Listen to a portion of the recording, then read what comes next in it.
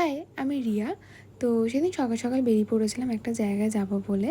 আমি গেছিলাম ত্রিপুরা সুন্দরী মায়ের মন্দিরে, যেটা আছে হচ্ছে গড়িয়ার দিকে, মানে পাটুলির পরে। এই মন্দিরটার কথা না আমি এর আগে অনেকবার শুনেছি, কিন্তু সেইভাবে কখনো যাওয়া হয়নি। তাই ভাবলাম যে সেদিনই মায়ের দর্শন করে আসি। আর প্রথমেই বলে রাখি, তোমরা এই মন্দিরে কিভাবে আসবে, তোমরা নর্মাল গুগল ম্যাপে সার্চ করে নেবে ত্রিপুরা সুন্দরী মায়ের মন্দির। তো তোমরা ওইভাবে ডিরেক্টলি চলে আসতে পারবে। তারপর যখন আমরা যাই ওখানে, তখনও পুজো শুরু হয়নি। আর পুজোর জন্য যা যা লাগে সব আমি কিনেই নিয়ে গেছিলাম।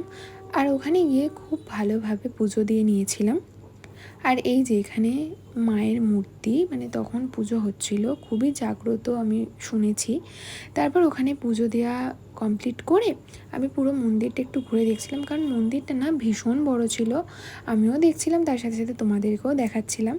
আর আমি সকাল থেকে না উপোস ছিলাম, সেইভাবে কিছু খাওয়া হয়নি, তাই একটু আইসক্রিম খেয়ে নিচ্ছিলাম।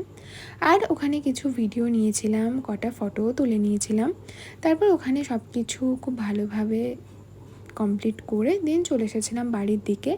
আমি ডিরেক্ট বাড়ি আসিনি, আর ওখানে না বোনের বাড়ি খুব কাছাকাছির মধ্যেই পড়ে। আর এই সেই পাটুলির রাস্তা, যেটা আমি রিলসে অনেক দেখেছিলাম। তো ফাইনালি আজকে দেখলাম। যাই হোক, তো গুরুর সাথে খুব দেখা করতে ইচ্ছা করছিল, তো ওর সাথে একটু খেলা করে দেন চলে এসেছিলাম বাড়ির দিকে। চলো আজকের মতো টাটা।